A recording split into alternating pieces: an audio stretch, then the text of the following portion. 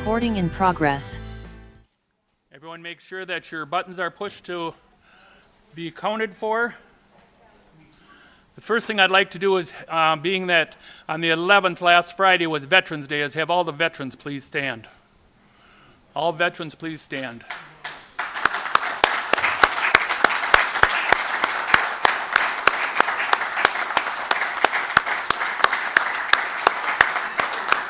Thank you all. Thank you very much for what you did for our country. And next what we'll have the presentation and leading of the Pledge of Allegiance. We'll have Dean Larson, Dave Steinert from Post 234. So if you all want to stand.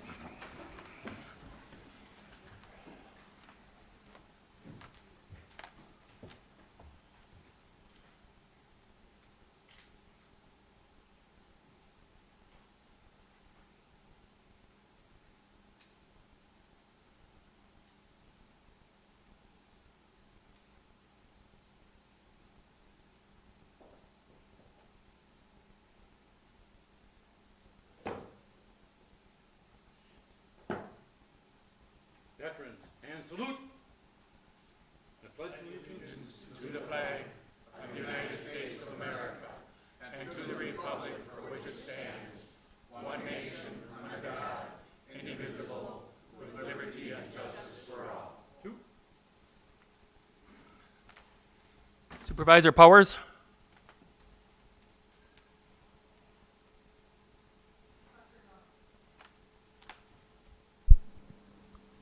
Wondrous and gracious Creator, our great nation sets aside one day each year for us to celebrate all that we have to be thankful for. We give you thanks for the fruits of the earth and for the labors of those who harvest them. Make us, we pray, faithful stewards of your great bounty, for the provision of our necessities and for the relief of all who are in need. Amen.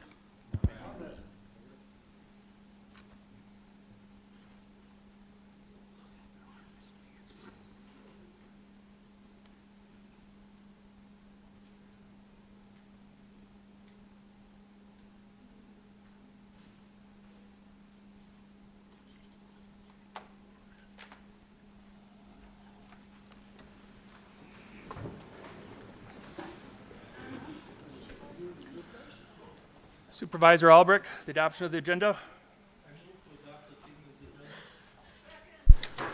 Seconded by Haran. All those in favor signify by saying aye. Aye. Opposed say nay. Carried. At this time, anyone in the audience that would like to talk to the board on anything to do with Winnebago County at this time may do so. You will have a 2-minute time to do so at. Just step forward to the mic, state your name and address, and what you'd like to speak to the board on. Anyone wishing to talk to the board this evening? Anyone wishing to speak to the board? Not seeing any, that part is closed. Is there anyone on Zoom? No, no one's on Zoom. All right. Get my glasses here on so I can see. Next thing on the agenda is communication, petitions, memorials, accounts, and communications.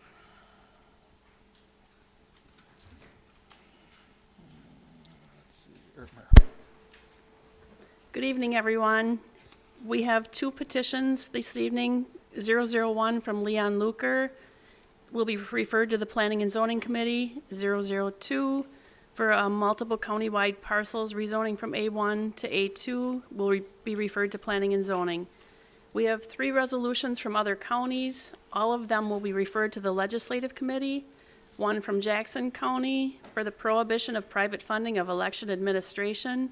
One from Oconto County for requesting the state of Wisconsin review and revise the entry-level compensation rate for assistant district attorneys.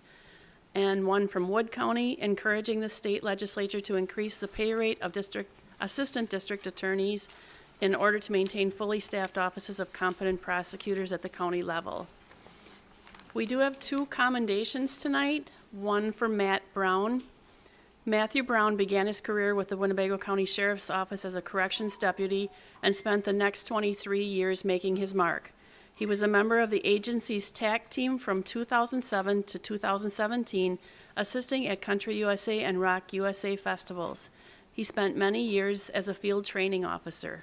In 2015, Matt accepted a GPS compliance deputy position to supervise those on electronic monitoring. This position allowed him to assist in all the divisions within the sheriff's office, and he was often praised for his help. In 2021, Matt was promoted to a corrections sergeant position. In his final year with the sheriff's office, Matt led and mentored all of the new corrections deputies. His record of service and sacrifice is both commendable and appreciated. Please join me in expressing our gratitude and best wishes as Matt enters the next chapter of his life. Then we have one for Matt Gamsky. Matt began his career with Winnebago County in May of 1990, working in the food service department at Parkview Health Center. He transferred to the facilities department in January of 1992 and worked as facilities assistant for the remainder of his career. He worked in various buildings throughout the county, but spent most of his last years at the courthouse and Orrin King Administration Building. Matt gained a lot of knowledge during his years of service and was often relied on for answers that no one else had. He was always willing to help others and was very responsive to requests. The facilities department is grateful to have worked with Matt for so many years. His commitment and dedication to Winnebago County is great. Please join me in expressing our gratitude for Matt's 32 years of service and best wishes for an enjoyable retirement. And that's it. Thank you. Supervisor Stafford, Yes? your button was on. No. Yeah. No, Okay. it's not. That's I 'cause mean, I can talk. 2 minutes you got. It was yellow up here, so anyways, okay. Reports from committees, commissions, and boards.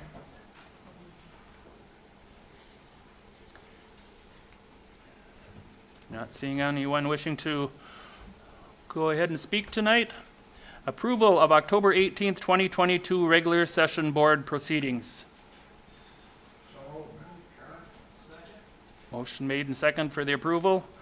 Motion by Vice Chairman Fari, seconded by Supervisor Cox.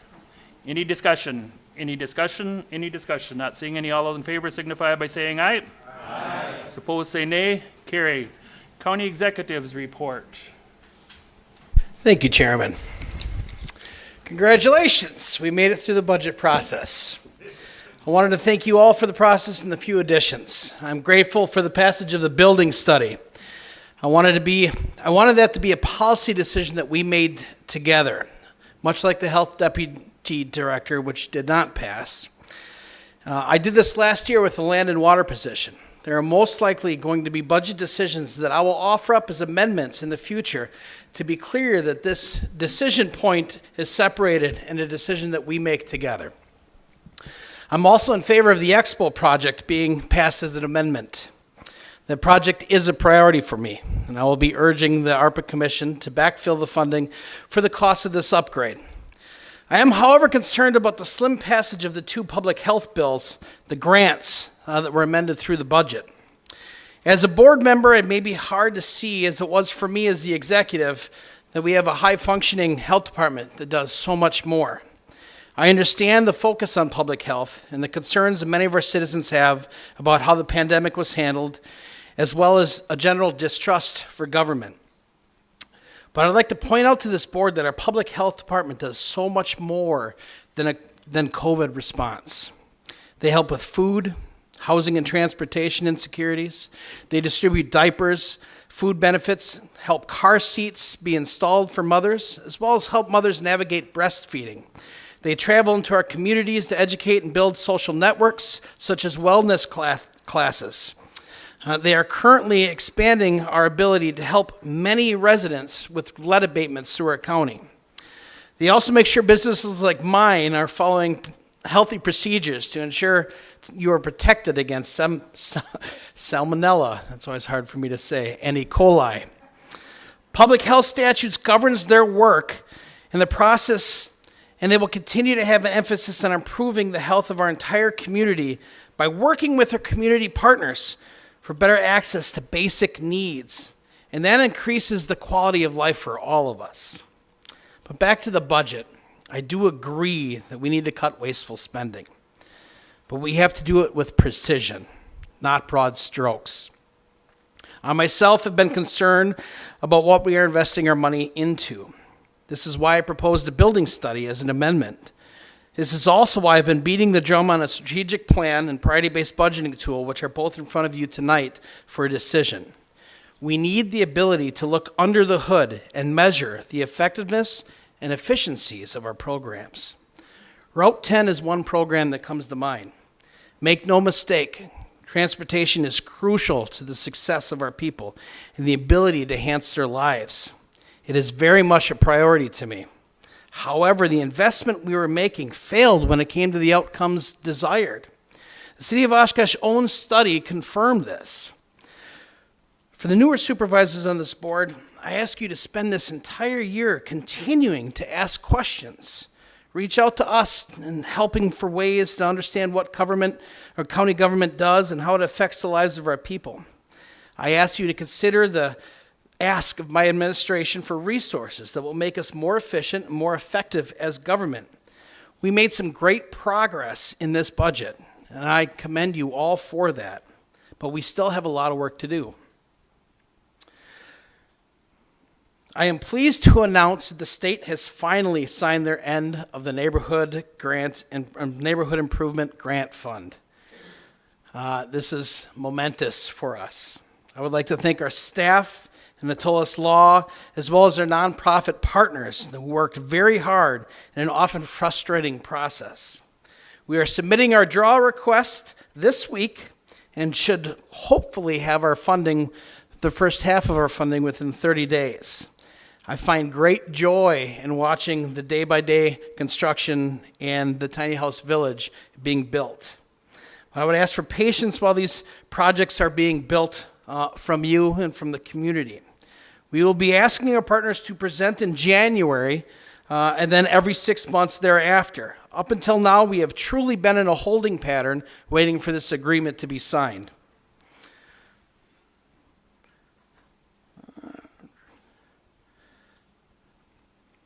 But I'm also thankful for the patience of our partners through this process and the help given by the state over the last 2 weeks to finally bring this execution of this grant across the finish line.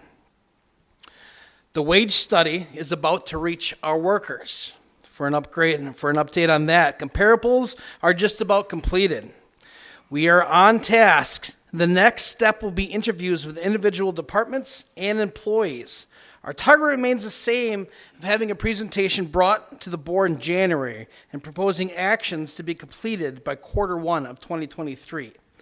This board will need to help us set a target on where we want to be.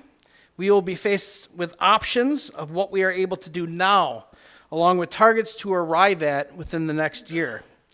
It is my best estimate that we will need to find perhaps another $2 million in the 2024 budget to get us where we eventually need to be. Again, this shows the importance of the tools we will need to take a long look under the hood to determine the success and necessity of the programs as a whole throughout the county. Because if we're going to find that $2 million, we need to do so with precision and not broad strokes. And if we work together, we will find a way. Lastly, I appreciate everybody reaching out for the theft of my vehicle in Milwaukee. And I am thankful for our team and our law enforcement in Winnebago County that we understand that car theft is a little bit more than a misdemeanor and that we will continue to have accountability for actions. I'm pleased to announce that they have found my car today, and quite a joyride it went. No panel was spared. But it comes back to watching these kids and mentoring these kids. And that goes back to why the health department and human services is so important for us to make sure that we can mentor our youth to get them to the future. Thank you. We have a couple questions. Supervisor Norton. Thank you, Mr. Chairman. Not really a question. I just want to add on. You know, the county's not going to give you an update. We'll get an update about the neighborhood grant that we got. Yesterday at our ADRC meeting, Beth Roberts gave a little bit of an update on the HELP program, which is run by, I guess, Human Services or the ADRC. They have one person hired, and I asked Beth Roberts could maybe we get an update maybe by the May special orders meeting. And she said that would probably be a good time because they'll have more people in place, and they'll have more contacting more individuals, and not just individuals, organizations to help out with this program, which is supposed to keep individuals in homes and find stability in their housing and employment. So that's a brief update on the HELP program. Supervisor Hens. Thank you, Mr. Chairman. I would like to ask County Executive Damel and our chairman if you could both keep in mind when it comes to tour time, for us to at least have a drive-by past day-by-day warming shelter, past the mini homes, past the T-hangers, all these things that we've passed over this last year that have been a little bit controversial. We've had good discussion on things like that, just to, so we can see what we're approving and how it's developing. Because I know with being on the planning and zoning, we see that stuff. So I just think that it would behoove our members to make sure to see that. So if between the two of you, you can keep that in mind, I think that'd be awesome. You remind me of that later on because I set up the tours, so. Will do. Okay, not seeing anything else. Your appointments. All right. It is your wishes to do this one at a time? Yes. Okay. Dear members of the County Board of Supervisors, here are my appointments. For medical examiner, I'm appointing the current coroner, Cheryl Bremer, to be the first leader of the new medical examiner's office. This office will be created on January 9th of 2023. Motion made and seconded. Any discussion? Any discussion? Any discussion? Not hearing any. All those in favor signify by saying aye. Aye. Opposed, say nay. Carried. Thank you. Next, Highway Commissioner. I am reappointing Robert Damel as Highway Commissioner. Last year, the County Board waived the 2-year term with an ordinance change. As with all department heads, Mr. Damel will serve at the pleasure of the County Executive. Motion made and seconded. Any discussion? Any discussion? Any discussion? Not hearing any. All those in favor signify by saying aye. Aye. Opposed? Carried. All right, for the ARPA Commission, I would like to appoint Beth Hinz Oswald of the Oshkosh United Way to fill a citizen member. Ms. Oswald fills the vacancy of Mary Ann Dilling, who was the outgoing executive director of United Way. Motion made and seconded. Any discussion? Any discussion? Any discussion? Not seeing any. All those in favor signify by saying aye. Aye. Opposed? Carried. All right, for the Veteran Service Commission, reappointment of Peggy A. Schumacher of Oshkosh. The term expires December 31st of 2025. Motion made and seconded. Any discussion? Any discussion? Any discussion? Not seeing any. All those in favor signify by saying aye. Aye. Opposed, say nay. Carried. Thank you. Thank you. I just have a couple things tonight. First thing, I want to congratulate, or first off, I want to thank you all the veterans again. We don't honor you enough, and you guys are the backbones of this country, those that are still fighting and those that have fought before, so we really want to give you a big thank you on that part. Secondly, I want to congratulate Supervisor Gustafson, which will be one of our representatives down in the Assembly. So he's going to have to stick up and fight for us now down there. So I congratulate you on your election. And the third thing is I have an appointment. Supervisor Dowling has decided to relinquish her spot on the Parks Committee for health and family reasons. And so at this time, subject to your approval, I am appointing Supervisor Joshua Belfield to the Parks and Recreation Committee. Motion made and seconded. Any discussion? Any discussion? Any discussion? Not hearing any. All those in favor signify by saying aye. Aye. Opposed, say nay. Carried. I thank you. Next, we'll go right into our zoning reports. Report number 001, Storage in Black Wolf LLC, Town of Black Wolf. Supervisor Zestera. Pass this resolution. Is there a second? Motion made and seconded. Any discussion? Not seeing any. All those in favor signify by saying aye. Aye. Opposed, say nay. Carried. Mandatory ordinance number 110122, rezoning from B2 Community Business to B3 Regional Business for tax parcel number 0004-004502. Supervisor Estera. Motion made and seconded for the passing of the mandatory ordinance. Not seeing any questions. All those in favor signify by saying aye. Aye. Those opposed say nay. Carried. Resolution number 127112022, commendation for Matt Brown. Supervisor Cox. I move to approve the resolution of 127, 12022 for the commendation of Matt Brown. Motion made and seconded for a commendation for Matt Brown. Not seeing any lights on. All those in favor signify by saying aye. Aye. Opposed say nay. Carried. Resolution number 128112022, commendation for Matt Gamsky. Supervisor Cox. I move to approve the resolution, commendation for Matt Gamsey, resolution number 128112022. Is there a second? Second. Motion made and seconded. All those in favor signify by saying aye. Aye. Opposed say nay. Carried. Resolution number 129112022, disallow claim of Heidi Krink. Supervisor Cox.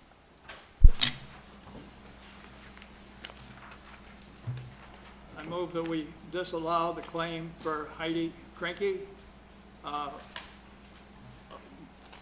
resolution 129112022. This was written up on 10/10. I was leaving Pick and Save on Wednesday, September 28th, and I was crossing traffic, turned left into the Appleton Road, and Menasha and Appleton hit a pothole. The pothole blew my tire, ruined my rim, and did damage to the undercar. I called around, was told by Appleton they would fix the pothole, but it's Winnebago County's responsibility. So I called Winnebago County, and they made me call the clerk of courts, and was referred back to Winnebago County. And that was seconded by Supervisor Nussbaum. So all those in favor signify by saying aye. Aye. Opposed say nay. Carried. Resolution number 130112022, disallow claim of Sherry Gamsky. Supervisor Cox, if you want to get closer to your mic or pull the mic closer to you, please. Thank you. I move that we approve the resolution disallowing a claim of Sherry Gamsky, resolution number 130112022. She wrote a email. I'm emailing you because my vehicle was damaged, or damage to my 2021 Lexus on September 20th, 2022 at 10:30. I was coming up a ramp at the Polish Connection from Racine Street in Menasha, headed west. There were two road crew vehicles just before exiting on the ramp. One road crew truck was on the ramp line. The other road crew truck was in the far left lane. I was forced over to the left by the road crew. In so doing, I had to drive over a raised area in the highway, which was full of tar snakes and debris. Exiting the area, my SUV sounded like it drove over a piece of wood with nails. My SUV was driving like my tires were out of balance, but I was losing tire pressure, so I realized I didn't drive over Any nails? And that was seconded by Supervisor Ellenberger. All those in favor signify by saying aye. Aye. Opposed, say nay. Carried. Resolution number 13111-2022, supporting Winnebago County social media policy. Supervisor Gustafson. I move to approve Resolution 131112022, supporting Winnebago County social media policy. And that is seconded by Supervisor Flom. Supervisor Hanson. Thank you, Mr. Chairman. I've had some great conversations with Mary Ann and the people that put this together, namely Eric, and I have some concerns. I'm amending these based on some new information that Mary Ann has just given me. I just want to state that I know that the ultimate test of free speech in the First Amendment, you have to come to grips with two very harsh realities in the exercise thereof, and that's that you risk being offended and you risk offending people. Now, I categorically state that as I personally browse through some social media, I don't understand why some people do what they do, say what they say, and I disagree with it. But it led me to, for example, Robinson versus Hunt County, Fifth Circuit Court in 2019, where this kind of came up, and Fifth Circuit said, not so fast, you can't do what you're doing, and that's kind of where this is headed. My first recollection was Cohen versus California in 1972, and I agree with Justice Blackmun when he said that Cohen was absolutely immature. I disagree with what Cohen did, but the court ultimately decided that he could do what he did. And then Mary Ann gave me Pickering versus Board of Education, which stemmed Connick v. Myers, which rendered a decision that is still hotly contested right now. I don't believe that this is settled law right now. Mary Ann just gave me, and I might be mispronouncing this, Schneider versus Carr. I think that was Wisconsin. I absolutely don't understand why he did what he did. But I'm worried, especially in section 8 versus 8.2, that we draw a line that we can't go back from. My second concern is that in presenting this to an employee that has been with the county for a long time might feel coerced to sign this, and that might lead to fallback. If there's ever a time I wish I was wrong, I would like this to be it. But unless I hear otherwise, I'm inclined to vote no. So I would really like to hear something different.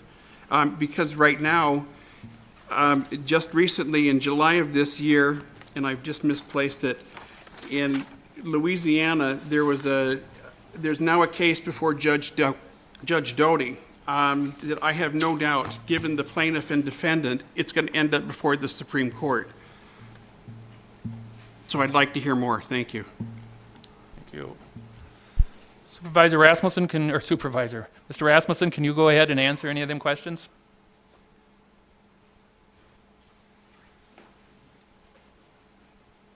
Sure, come right on up.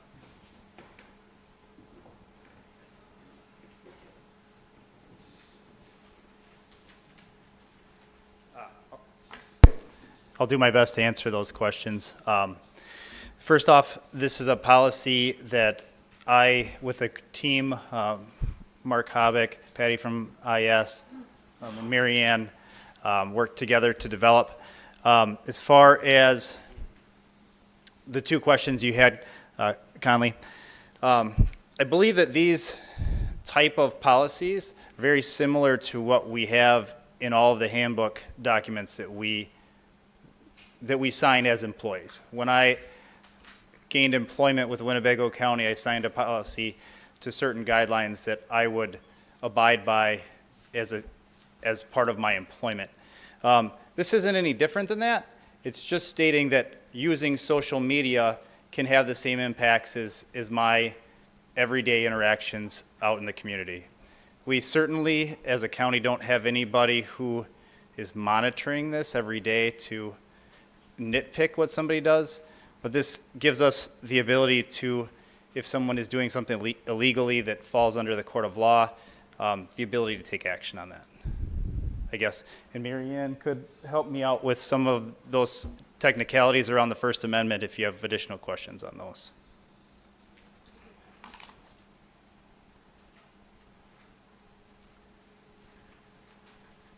Supervisor Hanson, I will basically share some of the dialogue you and I have had over the course of the last few days with the rest of the board so they can see basically where my position was.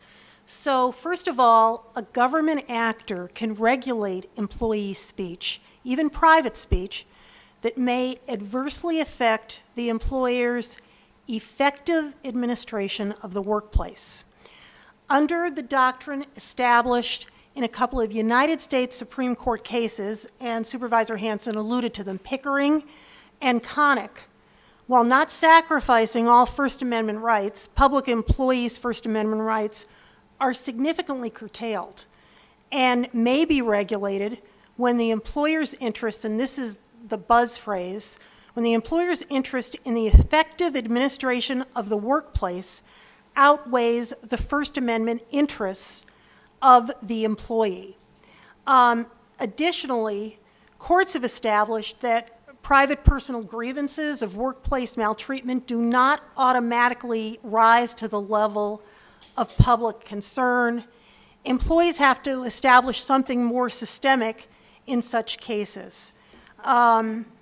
And then finally, I would allude to the fact that First Amendment protections generally do not extend to employees who are engaging in government speech. That is, speaking in the course of their official duties, capacities of function.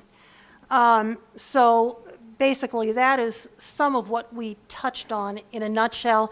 I would also point out that the social media policy that was initially put together by Eric and his team and that I looked at was based on something that had been provided by the Wisconsin Counties Association, and I think it was first employed in Marathon County. So it has been vetted by more than one set of eyes. Supervisor Eisen. Well, thank you, Mr. Chairman. I support the adoption of a social media policy. But before I can vote for the Winnebago County social media policy, not being a digital native, I would like the information systems director or her designee to read the Winnebago social media policy document and explain the do's and the don'ts of social media behavior. I have questions every step of the way on this document. I'm not a digital native, and it appears to me that the majority of the county board are not digital natives. We deserve the courtesy of a special orders meeting to be educated and then vote in this social media policy. Therefore, I move to postpone Resolution 131-2022 until our next special orders meeting on Tuesday, January 3rd, 2023, when a presentation can be made and we can vote knowledgeably on this policy. And by the way, I need a second to get this on the floor. Second. Motion is made and seconded.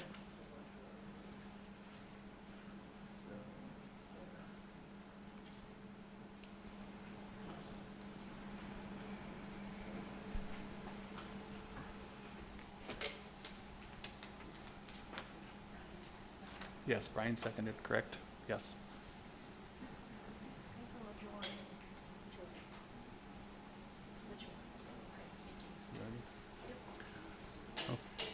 Okay, I don't see anyone calling in, so we'll just do, it has to be a majority vote, I was just told. I'm going to try it by voice. All those in favor of delaying it signify by saying aye. Aye. Opposed, say nay. The ayes have it.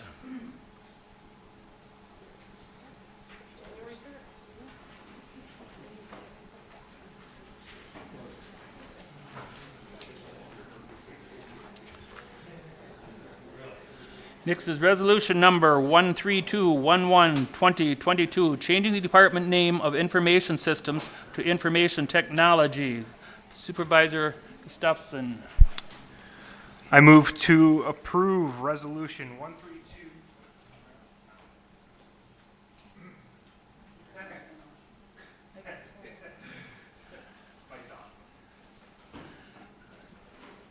Motion is made and seconded on resolution number 13211-2022. I see no call-ins, so all those in favor signify by saying aye. Aye. Opposed, say nay. Carried. Resolution number 13311-2022, authorize an electric overhead easement between Winnebago County and Wisconsin Public Service. Supervisor Buck. Thank you, Mr. Chairman. I move for approval of resolution number 133-11-2022. And it's seconded by Supervisor Haran. Not seeing any discussion. All those in favor signify by saying aye. Aye. Opposed, say nay. Carried. Resolution number 13411-2022, add section O, role of the county board supervisor, to the rules of the Winnebago County Supervisors. Supervisor Stafford. Thank you, Mr. Chair. I move to approve Resolution 134-112022. And if I may, We have to have a second, and then Oh. we can go back to you. Have we got a second from Supervisor Flom? So, okay, Supervisor Stafford. thank you. I pushed you on. There, try that. Are you on now? I am, thank you. This resolution might look somewhat familiar. I had submitted this during the organizational meeting, and I pulled it, number one, because it was getting late. Number two, I felt like it needed more focus. So I brought this forward to the Judiciary and Public Safety, and we discussed it, and we passed it unanimously. And the reason why I have it here is we don't have any good guidance within our rules that clearly states what our roles are. And I know as a new person, I was constantly told, stay in your lane, but we had no way from our end to say, this is what we are all about. So that's the whole point of this, is to get something into the rules for future, well, for us and for future supervisors, to give a little more clarity on what it is. And the language actually is used in many different counties. And actually, the language is a direct pickup from Calumet County. However, there's, I would say, at least 4 or 5 other counties, Sheboygan and Fond du Lac, a few others I can't think of, that use this pretty much verbatim. So that is a little bit of the history of this resolution. Thank you. Supervisor Powers. Thank you, Mr. Chairman. I don't think in the years I've served I've ever abstained from a vote, but I think I'm going to have to abstain. I don't understand exactly where this is going. Where in point number 3 where it says through effective communication, what constitutes effective communication? Being responsive to the needs of the constituency. I have received, especially during the mask mandate period, I would receive as many as 20 emails an hour from people protesting mostly the masks. There was no way to reach all those people, and most of them were not my constituents anyway. And I've had a letter to Representative Schra for 2 years, and he has a staff and he hasn't responded. So I don't really understand what being responsive is and what effective communication is. I'm going to abstain from this vote. Thank you. Supervisor Eisen. Yes, thank you, Mr. Chairman. I would like to heartily thank Supervisor Stafford for his diligent research and persistence in presenting this role of the County Board Supervisor and sharing it with us and making it a part of our rules. I think it is superb. I had in mind back at the organization meeting to make positive comments on that, and I think he's doing us a great service. And future supervisors a great service in understanding their role as a county board supervisor. I have not seen in the last 16 years that I've been privileged to sit in this same seat a more concise job description. Thank you, Supervisor Stafford, and I hope that this could be approved by the county board. Supervisor Norton. Thank you. I guess my questions, a couple questions is, who's going to monitor this and make sure that someone's adhering to the rule? And secondly, what if you break this rule? I mean, I've been umpire and referee in many different sports and that, and if you break a rule or don't adhere to the rules, there's consequences. Well, who's going to monitor this, and what are the consequences if you don't adhere to those rules? The statement and whatever what's being published and presented is probably fine to be part of the county directory, but I guess making an official rule, I guess my feeling is that's not the proper way to go about doing it, because they could say again, who's going to monitor it, interpret it, and enforce it? Supervisor Haran. Thank you, Mr. Chairman. I just want to reiterate what Supervisor Eisen stated. I see this very much as a job description. As far as I'm concerned, we are here doing a job. We are getting paid, albeit not a huge amount of money, but we are getting paid for it. And I believe as far as the monitoring goes, I'm on committees. I have found that people on those committees and commissions are very good at letting me know if I am being appropriate in my behavior. I think this is super. Thank you. It gives me a guide to what I'm supposed to do. Supervisor Hens.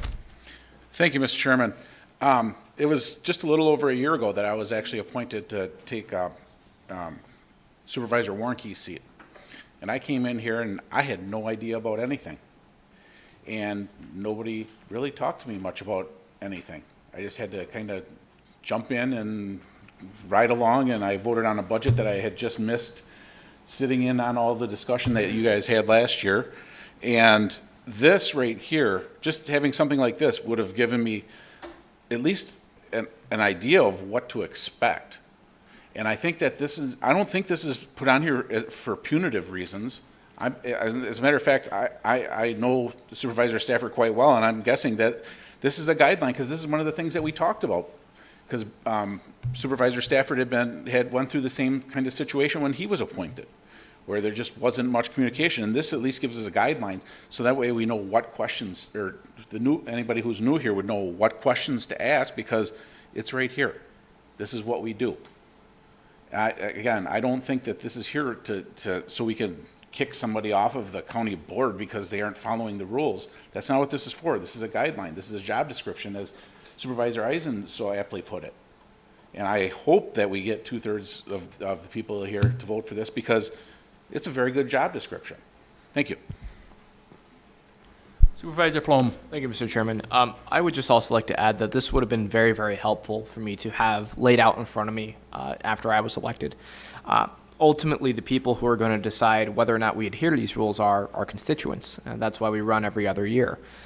So I'm a big yes on this. I'm very happy that Supervisor Stafford brought it up again at JPS. I very much support it. And I think it's really good that it'll be put in there in the front to just remind us about what we're supposed to do when we go to meetings, talk to our constituents, and craft policy. Thanks. Well, I don't see any other lights, so what I'm going to do, I'm going to try by voice first, and if that don't work, we'll go ahead and... Oh, it's 2/3? Okay. I think we could go either way, but, okay. If you're in favor of it, vote A on your iPad. If you're not, vote nay. If you're in favor of the resolution, vote A. If you're not, vote nay.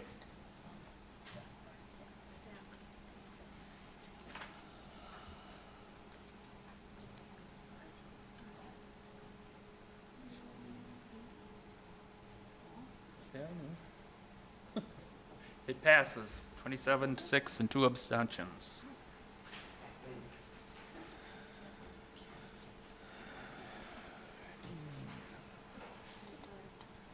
Okay, next is resolution number 135112022, requesting the state of Wisconsin review and revise its policy on foreign ownership of farmland by entities party to adversity government.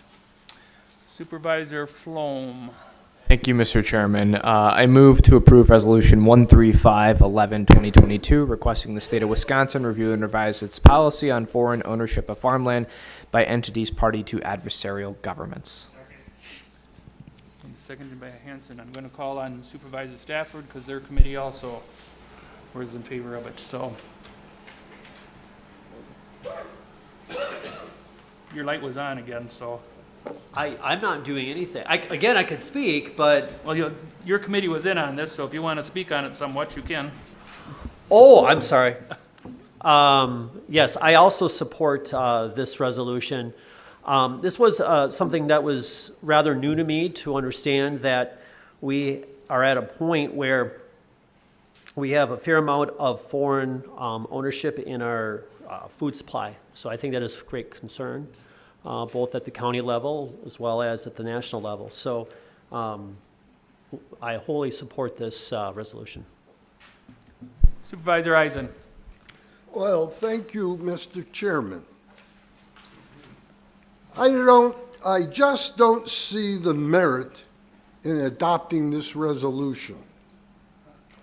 You take a look at line 8. 500 acres of land are owned by foreign agricultural interests out of 31 million acres of farms and forests in Wisconsin. From my research citing farmlandgrab.org, an article that's dated as late as November 11th, 2022, that's entitled Concerns About China States Mull Limits on Foreign Ownership of Farmland. Chinese companies own 1% of all foreign-held farmland. 1% of 500,000 acres is 5,000 acres, if true in Wisconsin. From the Zoom recording of the October 24th Legislative Committee meeting, Scott Walker was cited as concerned about foreign ownership in 2015. Wrong. The fact is, Governor Scott Walker tried to remove the 640-acre maximum on foreigners' land ownership in 2013-15 budget. He lost. The largest foreign owners are timber companies, largely owned by Canadian and Dutch investment firms. Unless you can convince me otherwise, I suggest you reject this resolution. Supervisor Flom. Thank you, Mr. Chairman. I'd like to just address a couple of Supervisor Eisen's points. This is not aimed at foreign companies that are largely compliant with international trade regulations and trade laws. The 5 largest owners of farmland in Wisconsin and the United States are Canada, the United Kingdom, Italy, and the Netherlands. This is mostly aimed at oligarchs in Russia, Communist Party princelings in China, and items like that. It's designed to be a scalpel and not a hammer, and simply it's an opportunity for us to go to the state and say, we'd like you to take a look at this. I know Representative Schra is working on a bill of something of similar type, and this resolution would help support him in that endeavor. One of the things, if you look at here, the 640-acre limit was addressed by then Attorney General J.B. Van Hollen in a 2014 Attorney General's opinion, saying that in terms of other types of land, only forestry and agriculture are the only 2 that the state has control over limits on foreign ownership. I did talk to the chairman of the Wisconsin Farm Bureau Federation, Kevin Krentz, and he did say that we need to do something about this. This doesn't change a law. It's just telling the state, hey, we'd like you to take a look at it, and what the state will end up deciding is what the state ends up deciding. But I think we as a county are in a unique position to take advantage of this opportunity. Other states are looking at this. The federal government's also looking at this.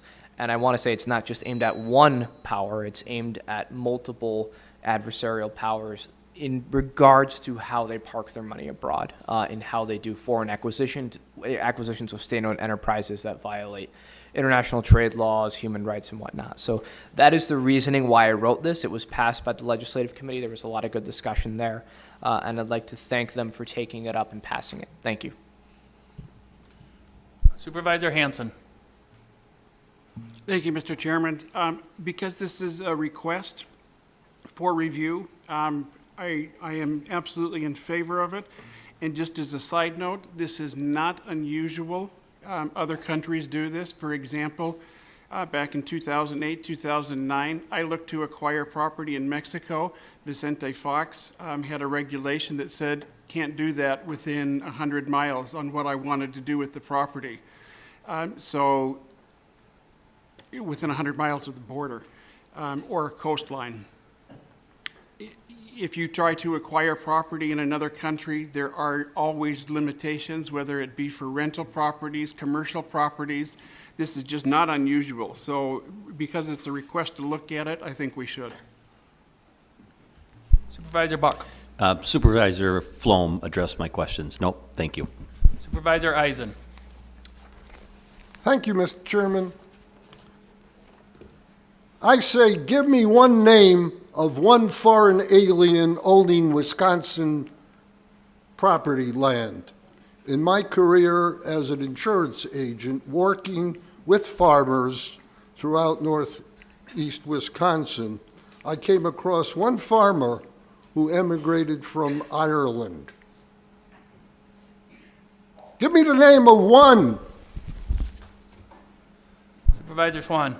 I'd like to ask Supervisor Flom if he has evidence that there's direct investment by Russia and China as government entities in agricultural land, or how is this done? Is it done through shell companies? And then there's also the issue of do we just address farmland here, or do we address acquisition of lands next to military bases, as we read may be happening as well? Thank you. Supervisor Flom, I'll let you answer that question. Thank you, Mr. Chairman. So, Tom, for this, right now, we do know that there are state-owned enterprises that own farmland in Wisconsin that originate from China. In Russia, there really isn't, but this is mostly a preemption.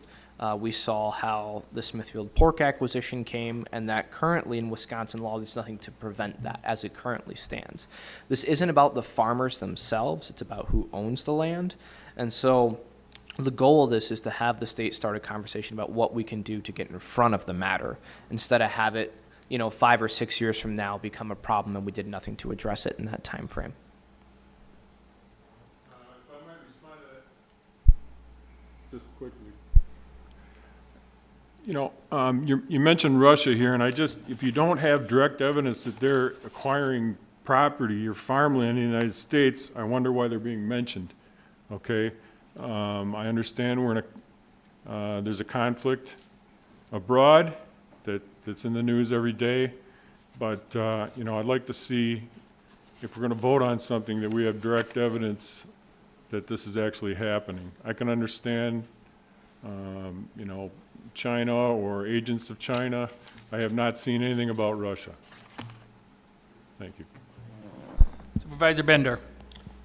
I will be supporting it. I just feel that the more land that's bought up, it raises the price, and then our farmers can't afford to buy it. And we have small farmers that are going out of business all the time because they need more land to survive. So it's like we need to keep as much of the farmland available to the United States citizens and not worry about the foreign countries. What happened if they decide not to plant that down the line? What do we do with all that land, all the grain? Like Ukraine right now is not shipping grain. You know, the prices just continue to rise. Well, pretty soon they'll have control over our country. They won't have to win it in a war. They'll buy it. So I'm not going to support this. I think there's plenty of good farmers in this country that will take that land and farm that land and feed our people. So I'm going to support it. Supervisor Schellinger. Thank you, Mr. Chairman. I'm gonna vote no on this. I think the arguments made about what may be happening or potential supply chain problems may be valid ones. I just don't think they're central to why this county board is here today. I think we have a federal government that's set up to manage our international trade. I think we have a state government that's set up to look at things like this. I just don't see this as part of what the county board does. We don't decide if oligarchs are able to buy land in our state, or I mean, this is just so far outside of the realm of what we're charged to do. We just had a resolution talking about the role of county board supervisors and really narrowing in on that so that we can take care of the real business of the county. And so for that reason, I will be voting no. Thank you. Vice Chairman Fari. Thank you, Mr. Chairman. First of all, in my responsibilities, I also sit on the WCA Ag and Environment Land Use Steering Committee, and our committee has addressed this. The 640-acre limit is generally adhered to within the state of Wisconsin. However, you got this document. I don't know how many of you have taken a minute to read this. That should have been on your desk, I believe. If you look at page 2, there's been an issue that's come up, and I think Mr. Supervisor Flom's direction here is actually kind of what we're after. The Attorney General's opinion is, as you read through this, clearly states that the 640-acre limit does apply to foreign ownership of ag and forest properties within the state of Wisconsin. However, if you read further under the conclusion, there's a federal GATS treaty that was approved by the federal government and signed. In the opinion of our Attorney General, I think the last sentence addresses it, is that the 640-acre provision is exempt from that 640 acres. So I do agree, I will support this. I think our legislature needs to start taking a look at that exemption and how they're going to address it within the state of Wisconsin. Thank you. Supervisor Gustafson. Thank you, Mr. Chairman. I just, again, want to clarify in some of the past comments too. We are not telling the state of Wisconsin to do something directly. We are just asking, we are almost lobbying in a way for our constituents of Winnebago County. So it is our job to represent our constituents, and if they've asked for this, we will also move up the governmental food chain, if you will, to lobby the next body to obviously look at this. And I will be supporting this. Yes, I will also be looking at this in probably my next capacity as well. But I just want to say this, I think this is something we're definitely going to have to address very soon. So thank you. Supervisor Hens. Thank you, Mr. Chairman. I'll also be in support of this because being proactive, and it's a request that the state of Wisconsin review and revise its policy. And just because something at the moment is a small, allegedly non-existent problem, that doesn't mean that the trend isn't that it's getting worse. If you saw a leak in a dike, would you just say, oh, that's just a couple of drops of water a day, that's not a big deal? Eventually, it's going to turn into more. The situation's not going away because China has been trying to acquire agricultural properties in America to help feed their people. That's a proven fact. That's all over the country. That's not just in Wisconsin. And I think we owe it to our farmers to ask our state legislators to look at this and protect our state farmers, especially because we have so many small farmers in this state. Thank you. I will also be voting in favor of this for many of the same reasons Supervisor Hintz just said, because there's only so much land out there. You might as well face it. And if that land's bought up by somebody else, not saying it is, like Supervisor Eisen said, I cannot name one. I do know there's a large hog farm someplace, can't tell you exactly where it is, that owned by the China. So it is out there. But I'm going to give you another example that's happening here, is like for the solar panels now. We can't do a thing about it. It's in Wisconsin already. I'm not saying it's a foreign company, but there again, if we don't proactivate some of this stuff, it's too late once it happens. So like town on Akami out there is just covered with these solar panels, and there's more coming in there. Nothing was said about it. Winnebago County can't do a thing about it. Their town can't do a thing about it. The city or the state didn't act on it right away, and so here we are. So all that they're asking for this here is to go ahead and ask them to push on it, look at it, and do a good study on it and see if there isn't something to be done. So I will definitely be for the agricultural end of it, and I will definitely be supporting this. So I hope you all think about it. Thank you. Supervisor Stafford, I think it's you this time. It is, yes. Thank you, Mr. Chair.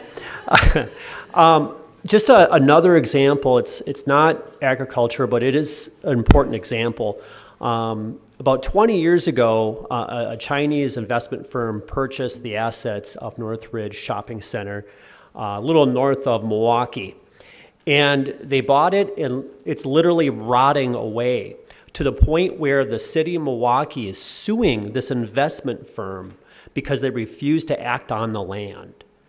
And that kind of idea happening within our agricultural system is scary. And I believe that it's important that we encourage local ownership, especially of our food supply, as Supervisor Binder had said. And so for that reason, I am absolutely supporting it. And the others, I just wanted to clarify, which I think had been already, that this county board's not acting on anything other than asking the state to review this issue. So thank you very much. I see no other lights on, so I'm going to call. I think we better do a voice? Oh, okay. So we'll vote on our iPads. If you're in favor of it, signify, push the button A. If you're not, push nay. So if you're in favor of the resolution, push A. Otherwise, push nay.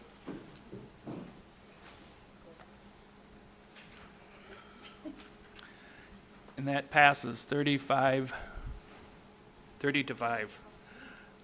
All right. Resolution number 13611-2022, requesting the state of Wisconsin review and revise the entry-level compensation rate for assistant district attorney. Supervisor Flom. Thank you, Mr. Chairman. I move to introduce Resolution 13611-2022, requesting the state of Wisconsin to review and revise the entry-level compensation rate for assistant district attorneys. And that's seconded by Supervisor Hanson. And if I may, Mr. Chairman, I'm just going to go into the background of this briefly. This started where I spoke with DA Spar about the entry-level compensation rate for ADAs, given the fact that there had been a number of empty postings around the counties. I know, for example, we saw on the agenda tonight a resolution from another county, two other counties actually, supporting something similar, Oconto County. Currently, Oconto County doesn't have a DA's office. It's extended by Brown County. And they don't have anyone there. They're looking to post something there, and that was from DA Eric Spar at the legislative meeting a couple of weeks ago. And I would say, again, this is the same thing. Currently, the Wisconsin District Attorneys Association is doing a pay study for ADAs. And if you take a look at the packet here, you see just a discrepancy between the district attorney's offices and some of the other public sector attorney offices within the county. Just an example, I know that our DA's office lost somebody to another municipality corporate counsel office, and you see here these are well ahead of where we sit as a county. So again, this is just requesting that the state take a look at this, do something with the attrition problem. The less ADAs we have, the slower the court system moves, and the more people miss out on their chance at justice.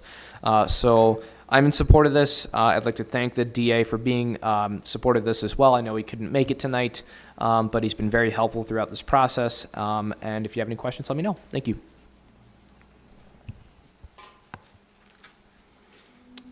Not seeing any questions. All those in favor signify by saying aye. Aye. Opposed, say nay. Carried.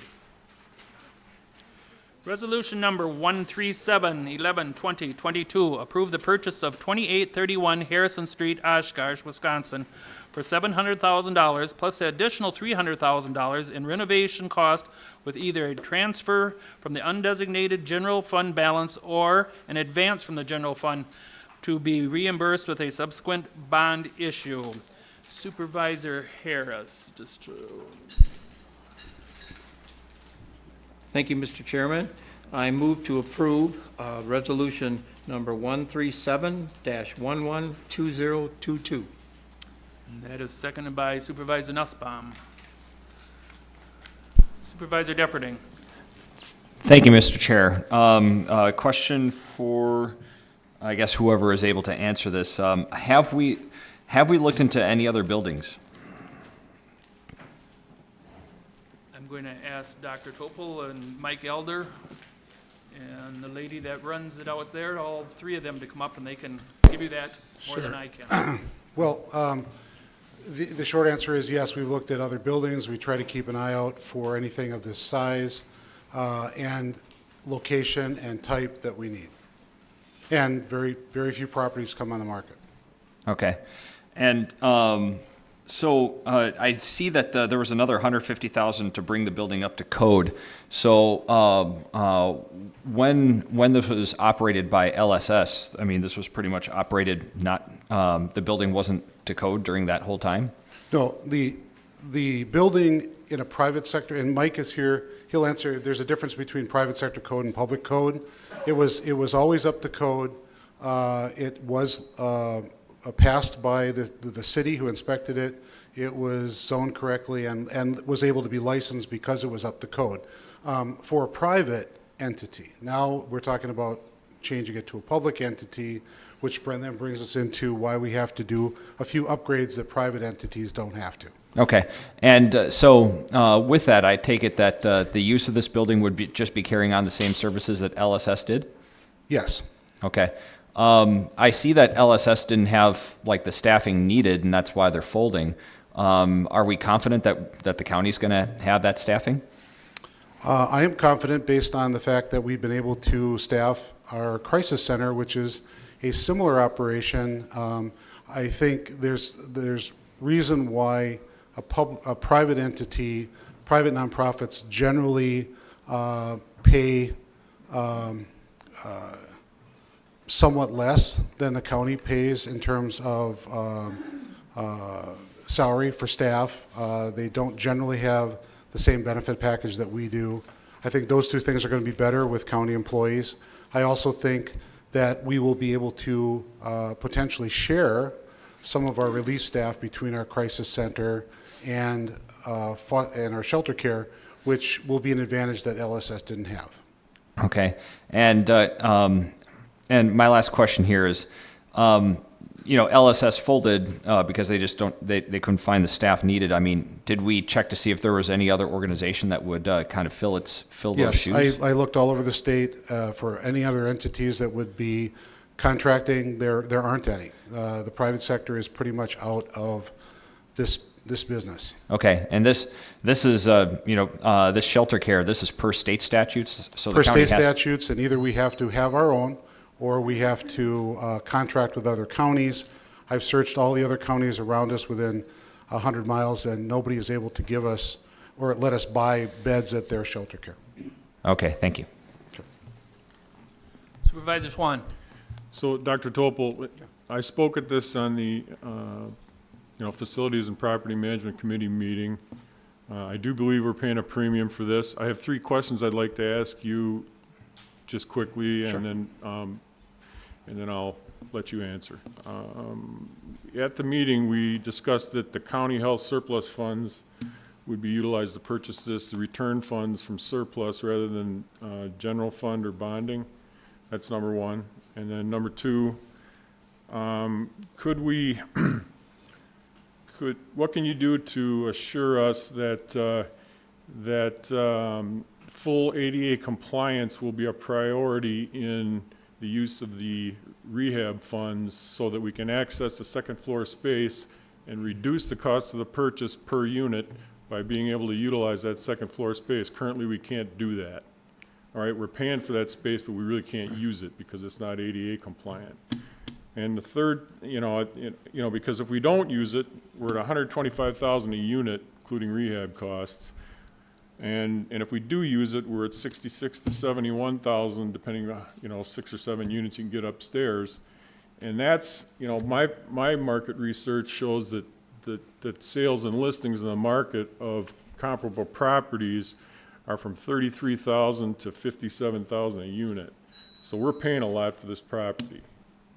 And the rent from the partner counties, how much rent do you expect we could get annually from partner counties for the lease of the individual units? Those are the 3 questions. Okay, so the first one was about how to fund it. How the funding works in terms of the motion is either you would choose, or if you pass this, would either be through taking it out of the general fund or through borrowing. The comments I made at earlier meetings were that, this year we predict that we're going to have a surplus left over in human services funding, which immediately rolls over to the general fund on January 1st. So it's not, so when you're talking about surplus funds, I was kind of saying that if you took it out of the general fund and you're going to be receiving back surplus from our budget almost at exactly the same time, it's basically essentially coming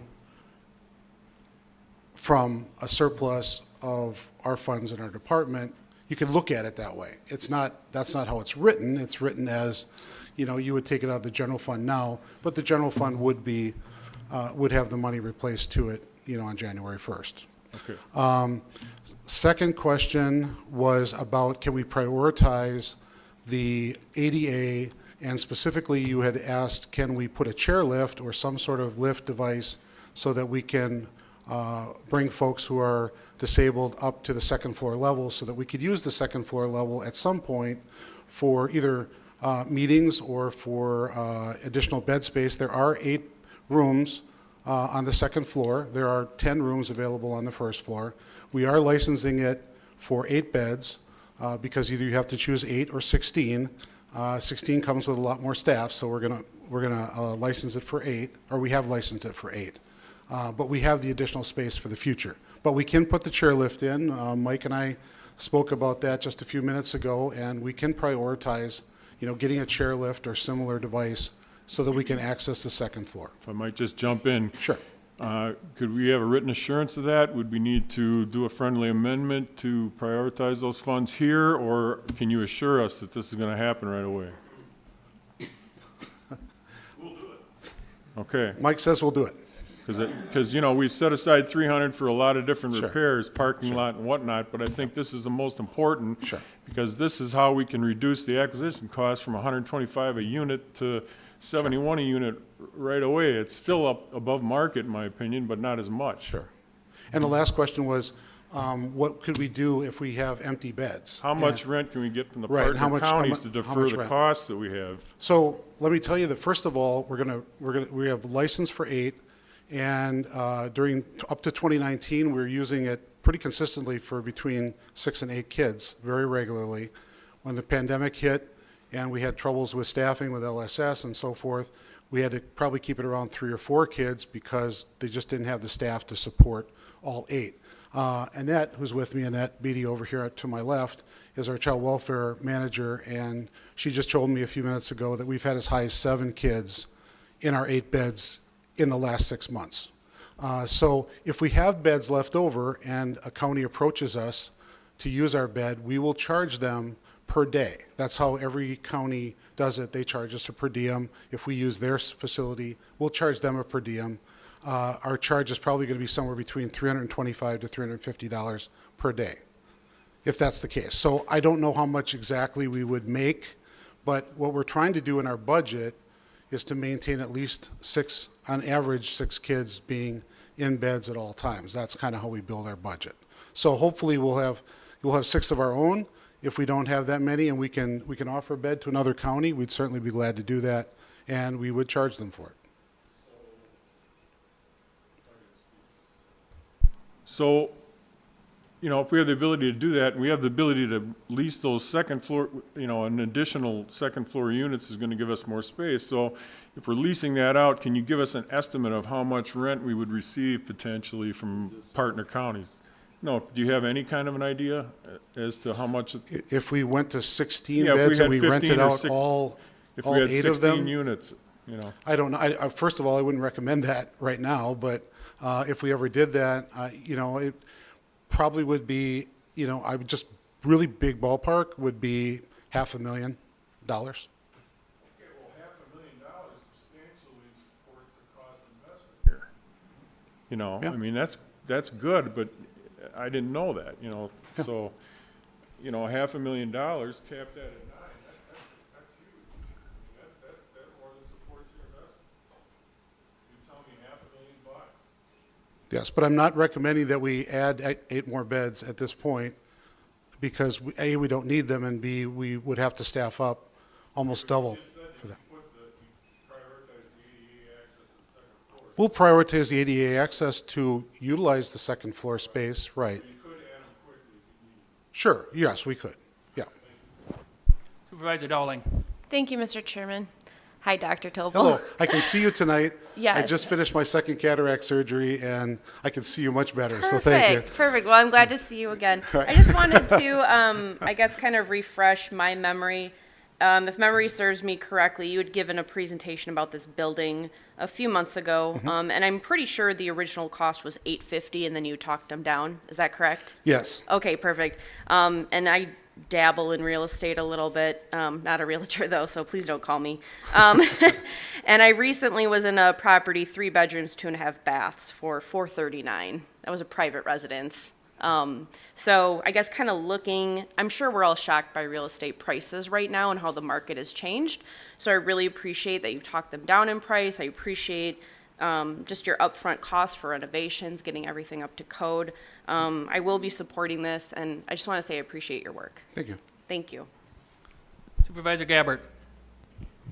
Dr. Topol, you always answer my questions honestly. So where are these children coming from, these young adults? And how long do they stay, the maximum amount they stay at this facility? The reason I'm asking this question is I'm getting it from my constituent. What happens at that house? So where are they coming from? Are they coming from a family setting and staying with you for 30 days, similar to the crisis center? Or are they coming from what kind of I situation? think on this one, I'm going to let Annette answer that because she's going to give you a much better answer to where, you know, exactly where the kids are coming from. I believe I know, but rather than just try to, you know, guess it, I think I'd like to just have Annette just tell you for a minute or two, like your answer to your question. Okay, so another question. Okay. I do think it's overpriced, but that's neither here nor there, but Supervisor Swan hit it right on the head for me. So I like the fact that you might share staff from the crisis center, because when we closed the 2 houses that the crisis center fed into, we were going to cut staff at that time, and I don't know if we did because COVID came, and that's a whole nother story. We did. So cut staff. you've got some staffing that could come over, and it's Yes. close enough that it could come over. Yeah. This is not a locked facility, is that correct? It's not locked, no. It So- can't be. So the young adults, young children, whatever you want to call it, 15, 16, 14-year-olds, they can go outside Yep. and they could walk down the street. They could, but we also will know the moment they leave the facility, and we'll be, Okay. we'll be right there with them. Okay. And to the best of our ability, be able to, encourage them to come back or find out why they're leaving. Maybe it was something they got upset about and they just need a little bit of a timeout and they want to walk outside. We can walk with them. That's fine. Okay. We've only had, in 10 years, so when people think about this, yes, this is the first time that we will own and operate it, but we have been working with these kids for over 10 years in this facility, basically doing the same things that we're going to be doing, but with our staff rather than LSS and our staff together. So there's only been a couple of times that kids have actually left, and we were right there with them. And as far as I know, nothing adverse happened to any of them. Okay. And then I'm against taking it out of the general fund because eventually the general fund is going to disappear. Everybody knows that because we're taking 4.5 out of it for balancing the budget. So I like that you've got the surplus. I know you always have a surplus, and that we can just cross-feed it. I'll call it that. We'll take it out of the general fund. We'll take your surplus, put it back in. Are you going to be able to operate immediately? Yes, immediately on January 1st. The city won't shut you down because it's going from private to public? You will be able to No. continue to do the services there? The beauty of this is that we already anticipated that we wanted it in our name, and so Annette was successful with the state in getting it in our name. And we got it in our name in July. Okay. So really, nothing will stop. We will not lose 1 second of time. It will just immediately, on January 1st, switch over to our staff. We are all licensed. We are all set to go. They don't have to come in and look at another thing. Okay. Do you want to have the answer to the question? Yes, please. Okay. Kids who are placed there, they're from the ages of 10 to 17 that are placed there, and they're placed there through a court order. So either a judge is making that decision based on that they need to be protected from their family or from a different situation, or they are what legally is called a juvenile delinquent, so a kid who needs to be removed to the community to keep the community safe. Shelter cares by license are for 30 days. They can be housed longer than 30 days with some exceptions that we're able to get from the state. On average, most kids are there somewhere between 3 to 10 days. They could be coming directly from their families into this facility. They also could come from a different placement that's just a transitional placement, or potentially from a higher level of care and brought back down to shelter care to be back into our community. And your goal is what? Our goal is to get them back safely with their family and safely in our community. Perfect. That answers my questions. Thank you very much. Thank you. Supervisor Hens. Thank you, Mr. Chairman. Back when this presentation was given to us, I immediately went home and got in touch with my brother, because my brother teaches at CISA, or used to, at the time was teaching at CISA 6 in Winchester.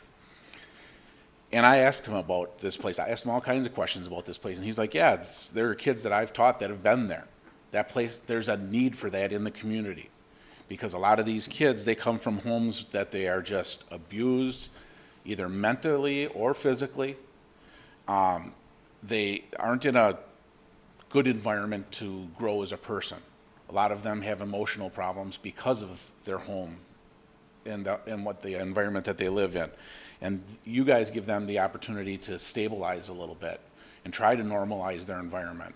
And then, therefore, like when he was getting them and teaching these kids, it makes his job easier because there's been some stabilization in their life.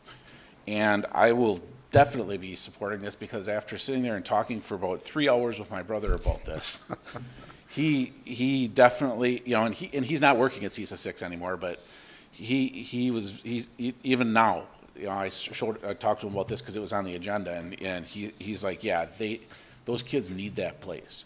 So I commend you all for what you're doing, because it's probably some of the most thankless work that can be done. Supervisor Haran. Thank you, Mr. Chairman. I recall your presentation. You were so clear and precise about what you were presenting to us. I'm sitting there going, oh, wow, this is so cool.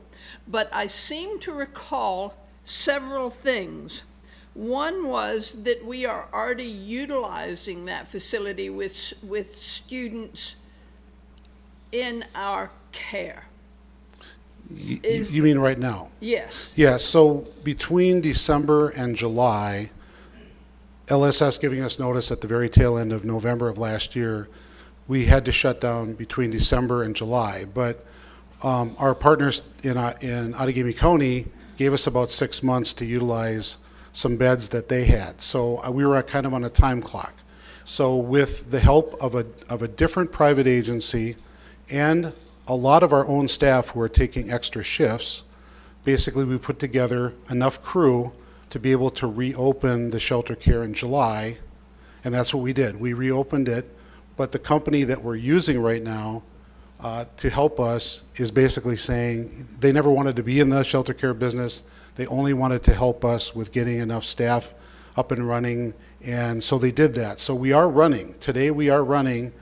We could have up to 8 kids there, but it is not a permanent solution because we don't have anything after January 1st, and we needed our own employees, which we put in the budget, so you passed that a week or so ago. So we have the staff in the budget ready to go on January 1st. So we're running it today in a kind of a skeleton crew sort of way between our nonprofit partner and our own staff, you know, basically volunteering for extra shifts. So we're running it today. Fabulous. That was one thing that I seem to recall you having stated back then. The next one was that you said that you were having to transport kids to their school. Mm-hmm. Yes. And that this would help hugely in the cost of that transportation of these students to school. Correct, because if we were working with Outagamie County, for instance, our closest partner, we still have an obligation to get those kids during that period of a few days or a few weeks. We have an obligation to connect them back to their school district. So that means in almost every case that we're taking a van every morning and we're transporting kids to wherever their school district is in Winnebago County, Omro, Winneconne, Menasha, Neenah, Oshkosh, wherever it is, we're transporting them in the morning and picking them up after school. That's part of our obligation. That's super. I want to tell you that I live up in Neenah and I go up County Road A. So what road do I take to get to County Road A? Harrison. It is clean and nice and presentable. I tell you, I see cars out there. I never see anything going. Now, how often do I do that and how long does it take me to pass? Right. It's not long, but nonetheless, it seems to be well maintained and controlled. Yes. I am It's absolutely on it's board not the with perfect this. location. There, you know, but the issues that we have, it's fairly close to a railroad track. It's fairly close to a bar. I did pace it off today. It's 100 feet from a railroad track, but we have a 6-foot chain link fence between the house and the railroad track. The bar next door is separated by a very large grove of cedar trees that are about 10 foot wide and 20 feet high. You don't see the bar.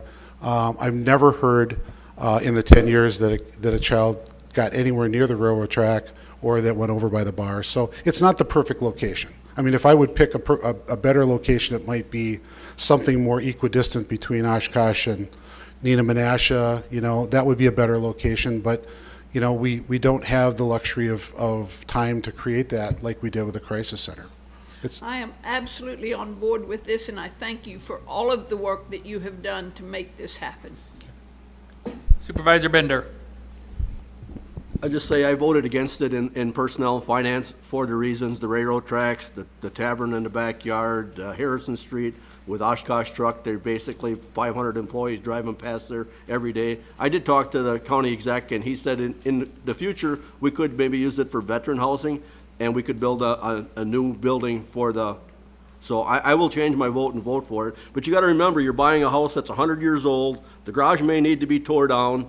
You know, it's not a picture perfect Mike Elder's got 114 buildings to take care of, and now we're gonna buy a building that's 100 years old. He's gonna have a lot more work, you know, but in the future, we could build a 5,000 square foot house out by the 16 Care Crisis Center, which is all the square footage we'd need for, basically, you can double them up. So you could have basically a 10 by 15 bedroom. You could still get 16 kids in that facility. You'd only be paying heat and electric for half that building instead of basically 9,000 square feet. You'll be saving the utilities. But for the veterans, we'd have 16 bedrooms where it would be a great facility for them. In the short term, it would be all right, I think. But they had to put a 6-foot fence up in front of the railroad tracks.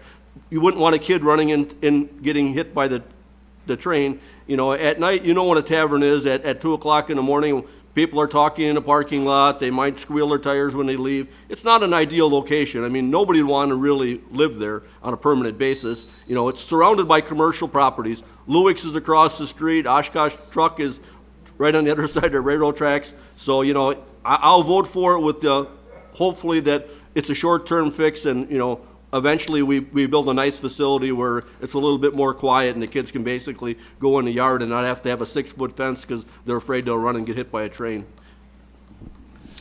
And thank you, Supervisor Bender. I did hear your concerns, and you know, it's not an ideal location, but it isn't one that's unsafe that we have found in 10 years that was unsafe.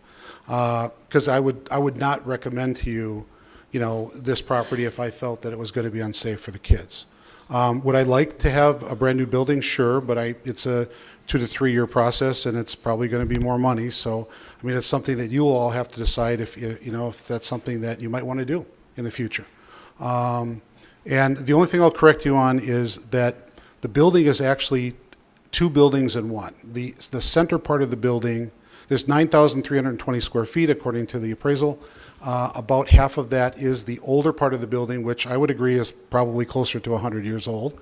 But all the living space all the way around it was added on in 1988. So the appraisal basically talks about the primary aspects of the building being, you know, from 1988. So I don't want people to get the impression that the whole building is 100 years old. It's not. Supervisor Nussbaum. Thank you, Mr. Chairman. If we vote this down, that puts us in a huge predicament, correct? Yes, I don't have a plan B. I don't have another county that's willing to rent us beds, and what that would mean is that we would do our best to either try to talk LSS into continuing to rent to us, which I don't think is what they want to do, or that I would try to ask other counties to take our kids.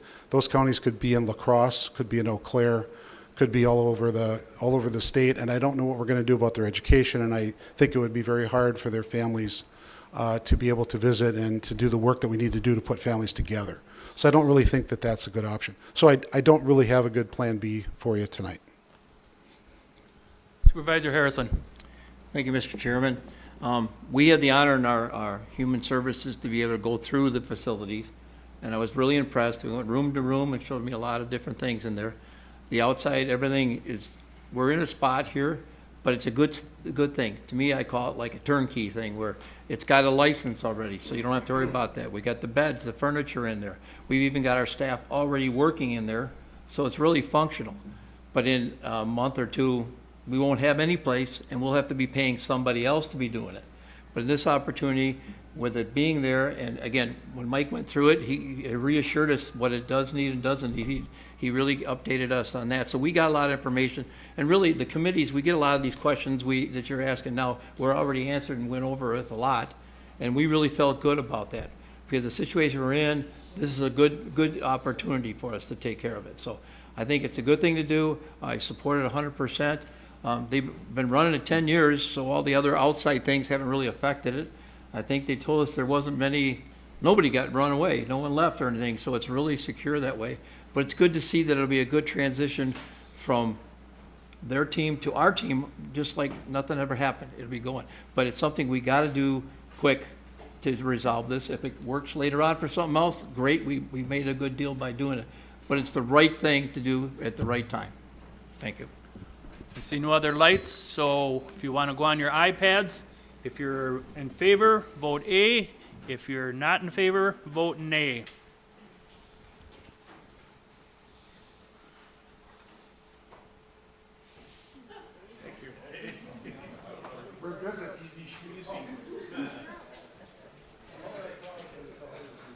All right.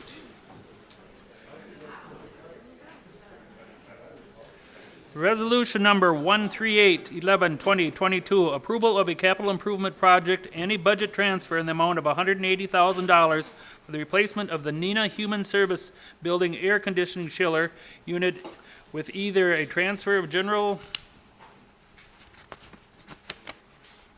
undesignated fund balance or advance from the general fund to be reimbursed with a subsequent bond issue. Supervisor Buck. Thank you, Mr. Chairman. I move for approval of resolution number 138-11-2022. Motion made and seconded. Any discussion? Any discussion? Not seeing any discussion. All those in favor signify by saying aye. Aye. Those opposed say nay. Carried. Resolution number 139-11-2022, renewal of COVID hazard pay at Parkview Health Center. Supervisor Schellinger. Thank you, Mr. Chairman. I move for approval of Resolution 139-11-2022. And that's seconded by Supervisor Norton. Any discussion? Not, oops. Supervisor Gustafson. Thank you, Mr. Chairman. I guess I was just wondering if there are other, let's say, private entities at this point that are still offering like COVID hazard pay or anything similar in regards to any sort of infectious disease, I guess, compensation, especially at, like, let's say, either another assisted living facility or hospital. I don't know if there is anything from the committee that was discussed that they had kind of done a little bit of market research regarding that. So if anyone can answer that, great. Supervisor Schellinger. Yeah, good question. We did not, when this came through, we didn't have a current, listing of every facility, but it was noted that yes, it's still a pretty common practice. You can see on a lot of job listings within the nursing home industry that they will be listing differential pay such as this still. Supervisor Nichols. Thank you, Mr. Chairman. I've read this resolution a few times, and if I'm understanding it correctly, the proposal is to lower the hazard pay by $5 an hour. If I'm wrong about that, please correct me. And if I'm reading it correctly, what is the justification for lowering it? Supervisor Schellinger. Thank you, Mr. Chairman. Supervisor Nichols, you are correct. It is lowering from 10 to 5. I believe this extends the employees who qualify for the pay from people who are providing direct care, such as nurses or CNAs, to anybody who is working in the COVID wing. So that would include our housekeepers or anybody else who's going to be on that quarantined unit. I think some of the reasons for $5 versus 10. First of all, it's actually not something that's used all that frequently, so it hasn't been as challenging to staff those positions, as well as just sort of a better understanding of what needs to go into the care. Thank you for that explanation.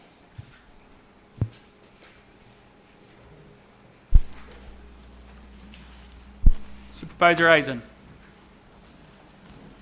Thank you, Mr. Chairman. I'm looking at this resolution. Would the Parkview director have been present? I guess not. On line 18, it says, oh. Doug, do you want to come right up here, please? Yeah. Oh, okay, Doug, it's the financial whiz.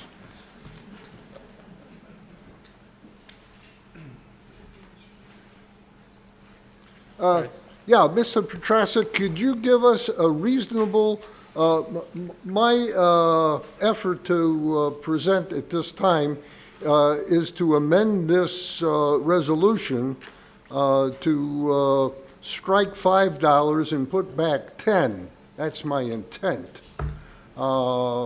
Please justify my intent. Okay. Well, the reason that we cut it to 5 was, one, we haven't had anybody in the COVID unit probably now going on a month and a half, almost 2 months. And the COVID strains that are out there aren't as severe as they were in the early part of the pandemic. So even though people are still uncomfortable working on the COVID unit, even if they would get it, it's not as severe for the employees.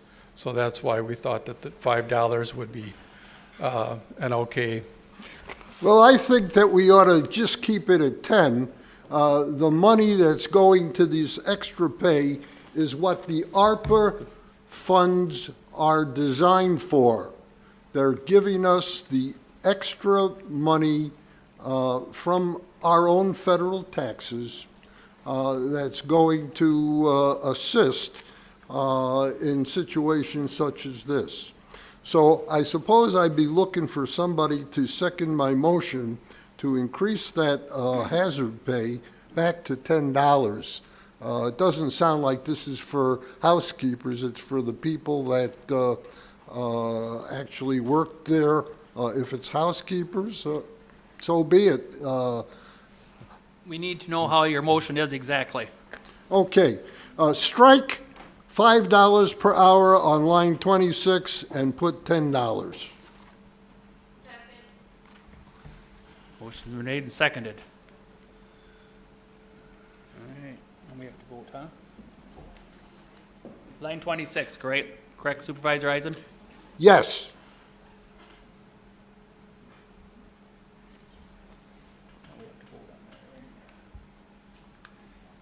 Supervisor Nichols.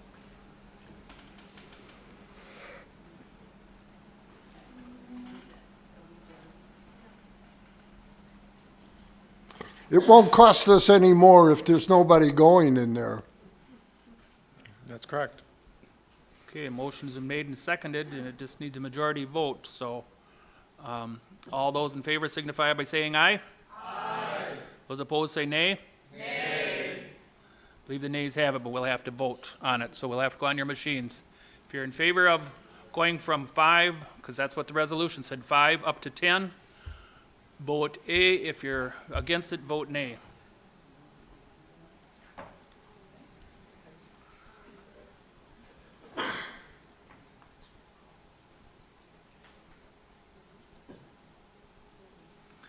And that failed.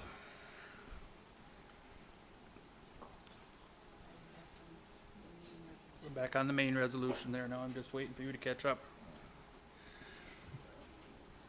Supervisor Dowling. Thank you, Mr. Chairman. Just to clarify, if I vote yes, the hazard pay is the $5. If I vote no, does the hazard pay go away or does it stay at $10? It will go away in the end of December of 2022. Okay, thank you for the clarification. Can you say that one more time, please, Doug? The resolution, the original resolution was to go through the end of December. Right. The new resolution extends it out. Okay.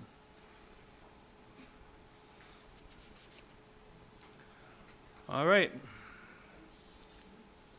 Pardon?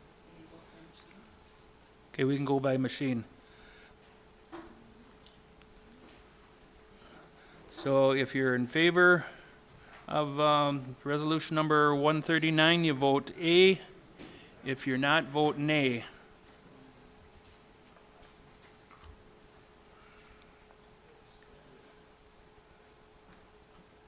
And that passed 27-8. Now, resolution number 140-11-2022, authorize Parkview Health Center emergency staffing incentive proposal. Supervisor Challenger. Thank you, Mr. Chairman. I move for approval of Resolution 140-11, 2022.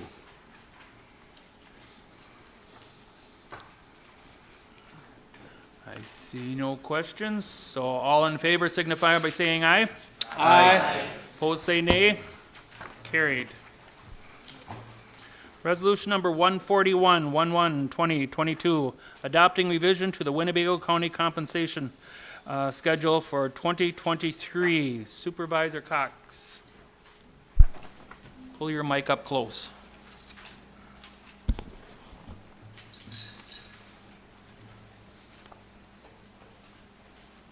I motion the resolution adopting a revision of the Winnebago County compensation schedule for 2023. Resolution number 141-11-2022 be approved. And that was seconded by Supervisor Ellenberger. Any discussion? Supervisor Nichols. Thank you, Mr. Chairman. Would Director Collard be the best person to give an explanation of this resolution? Probably would be. Director Thank you. Havoc is in the back of the room. HR Director There you Havoc go. was Okay. actually the person that prepared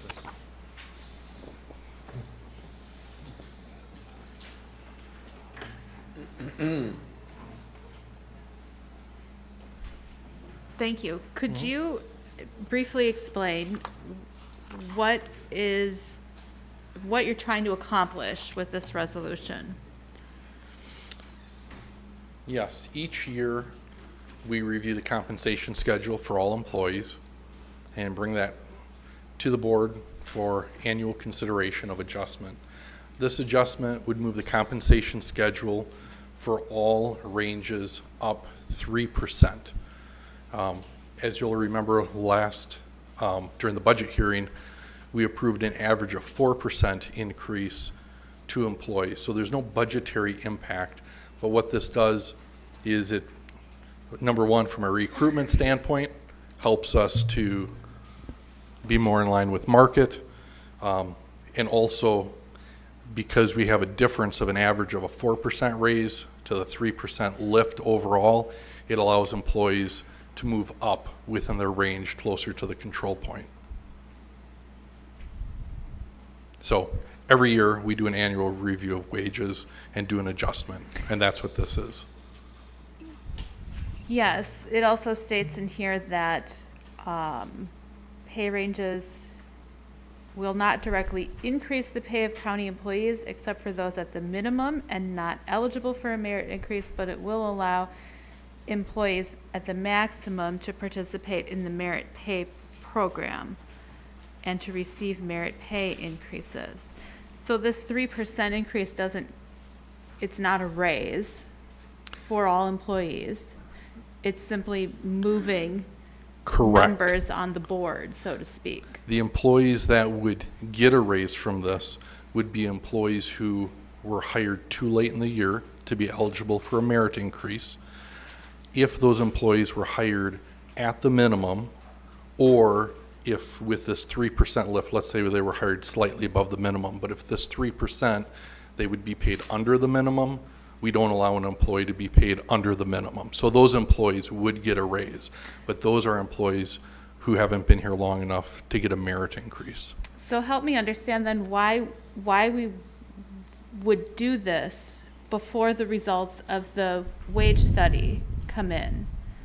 Why wouldn't we take a comprehensive view of things after the wage study comes in? Probably a few reasons. First of all, again, we do this every year, do an adjustment. Typically, this comes to the board in years past, it's come in December instead of November.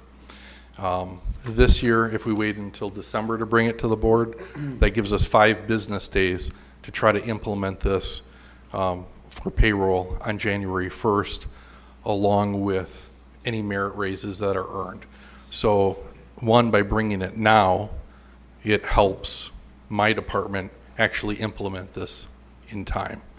As far as the compensation study that's going on, again, that's a completely separate raise. This reflects what was passed in the budget and what we do every year with our review. So could we wait? I mean, we could wait, but again, since the wage study we're looking to have presented in January, well, now we're waiting that much longer to address anything with our wages.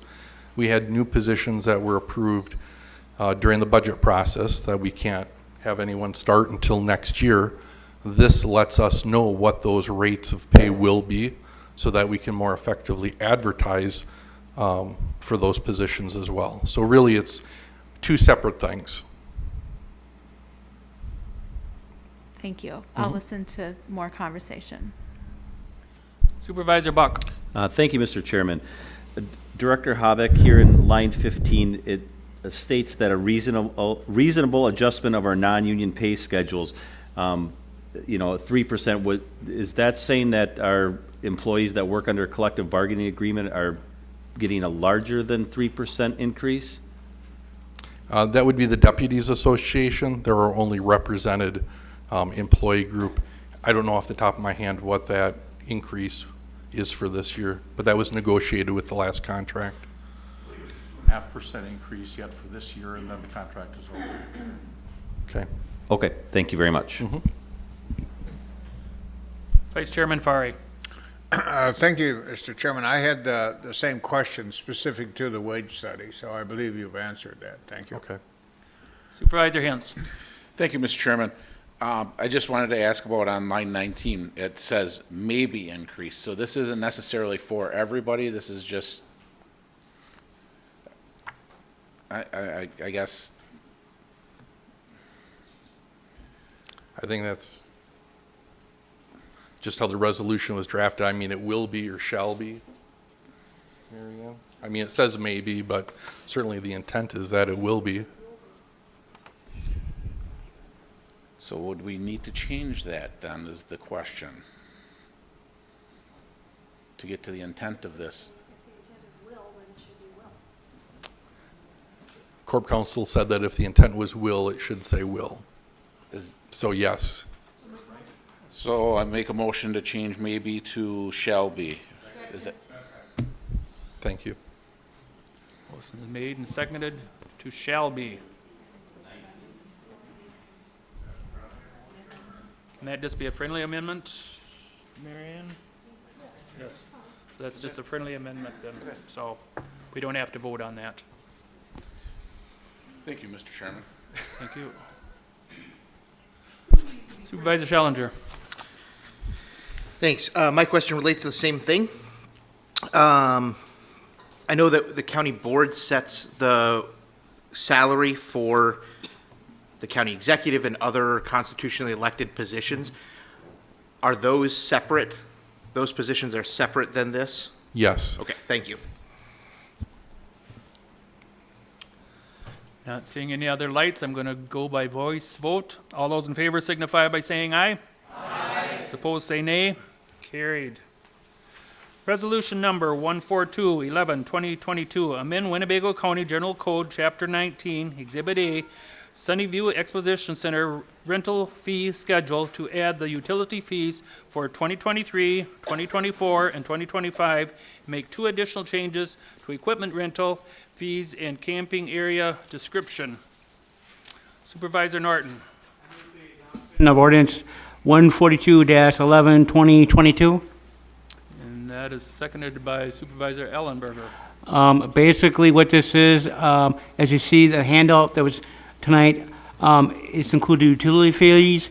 I'll hand it over to Rick Helms in a moment, but basically was to reflect that one reason we had to do this is WPS is going to have 8% increase in the utility fees. It's the main reason, and I'd say if you have any questions, Rick Helms can answer them, because he put together a comprehensive study of why we needed to do this. Don't look like there is any questions. So all those in favor signify by saying aye. Aye. Opposed, say nay. Carried. Resolution number 14311, 2022, authorize a transfer of $175,000 for contracted services to the County Executive's Office for assistance with the strategic planning and priority-based budgeting. Vice Chairman Fari. Chairman, I move for approval of Resolution 14311, 2022. And it's seconded by Supervisor Beam. Supervisor Norton. So if this passes, will that have to be RFP to bid this out to whoever this is given to, and how long will that take? I'm just curious. Because, and I will say this, that I did suggest to a couple ARPA members of contracting or contacting UWO School of Business and Government. So that's one reason I'm asking. I'll answer that for you completely, that UWO was one that had been talked about and this and that, so yes, that's what it would be, is to go ahead and let out to the other ones and then brought back to, this isn't exactly saying, it's just to get the money out there, saying that and go ahead and be done. So it's not saying who's going to be doing it, but yes, it'd go ahead. Okay. So it will be come back to us like next month or wherever, whoever's awarded this will have to come back to get approved by this board, or just doesn't have to? That's my. I'll let Mike Collard answer that. It would need to come back to the ARPA Strategy and Outcomes Commission, but wouldn't come back to the full board at that point. Would not come back. Because the board, if it passes this, will have appropriated that money, but the commission wanted to be involved in the final selection of the vendor. Okay. Thank you, Mr. Chairman. Vice Chairman Eisen. Thank you, Mr. Chairman.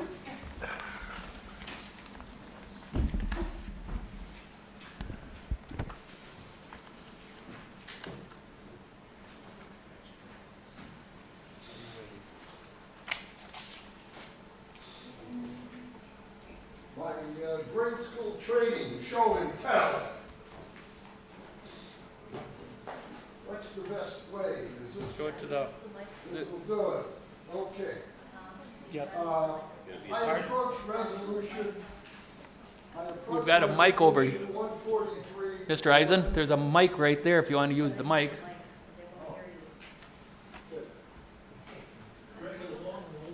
Thank you.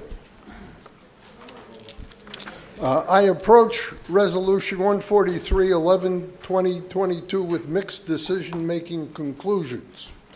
Resolution 143 seeks to approve, number 1, strategic planning, number 2, priority-based budgeting, number 3, guiding us in use of ARPA, American Rescue Plan Act funds. Having attended the October ARPA Strategic Planning Commission meeting, I observed that the citizen businessmen were very much approving of a strategic plan, but a bit befuddled by priority budgeting. You can see this on Winnebago County Zoom. Everybody could go to that meeting. I support separating this resolution and approving the creation of a strategic plan in the image of Washington County and Marathon County, Wisconsin. I recommend to defer their objective of authorizing priority budgeting until our newly hired finance director has had a chance to experience 2, perhaps even just 1 budget cycle under our present system that I have worked under for 16 years on this board. I may share that in December 2006, my resolution introduced to seek zero-based budgeting for the 2008 budget was defeated. If I truly had my way, I wouldn't make any changes until the county board optimally downsized. In 2007, the Winnebago County Board researched and ranked priorities to all county department programs, except Human Services, in a report called Personnel Function Review Committee Report. It is a must-read for strategic planning and future priority budgeting. I move to amend Resolution 143-11-2022 in this fashion.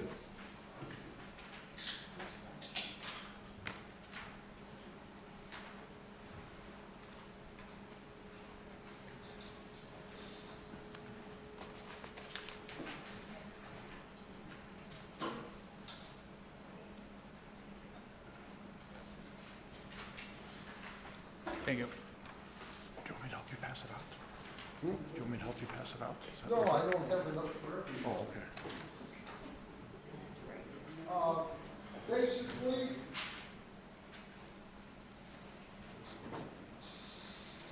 in the heading, if you go look at your resolution, you can all see this, Resolution 143.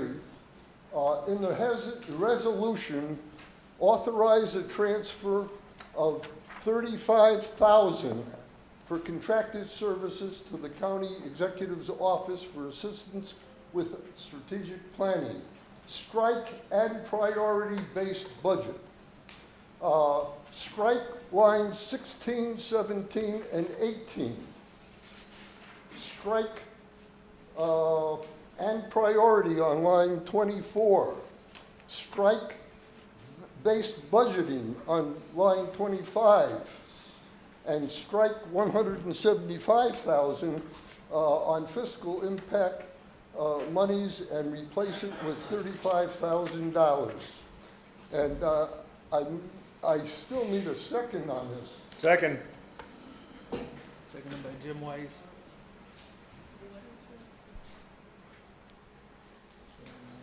Two-thirds vote. Excuse me for not coming here first. Nobody can see your folder where you got up there.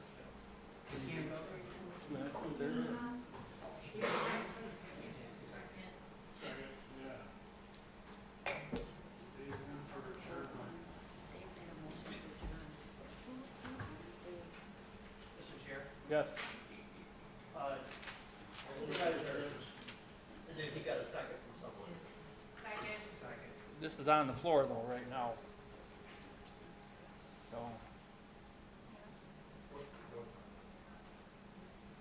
It's had a second, otherwise. The motion to amend takes priority over the motion to adjourn. Right, that's what we're waiting. So how many?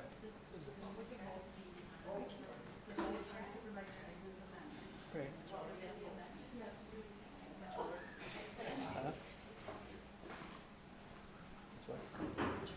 Okay, so this is a majority vote then on Supervisor Eisen. So all those in favor of what Supervisor Eisen had recommended, I suppose we better do it by machine to make it right.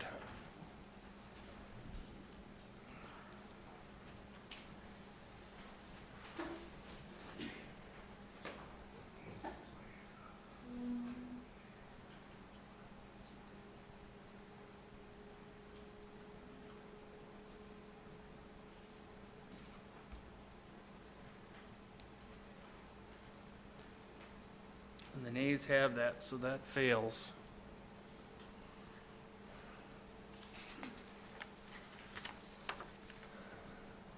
Supervisor Gustafson. Call the question. All right. The question has been called and seconded on resolution number 143-11-2022. Transfer the $175,000. So, don't see any questions. All those in favor signify by saying aye. Aye. Opposed, say nay. Nay. We'll do it by machine. Right.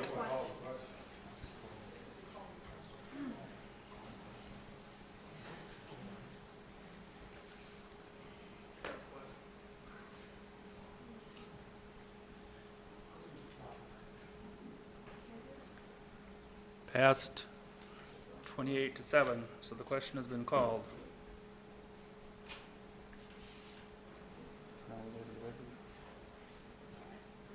Okay. So now we go right to the resolution number 143-11-2022. We'll do it by machine right away. If you're in favor of it, signify by saying aye. If you're not, signify by saying nay, or not nay, voting.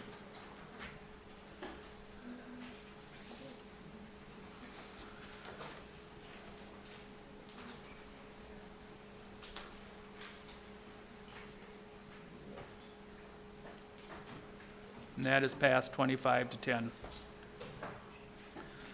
Supervisor Albrecht.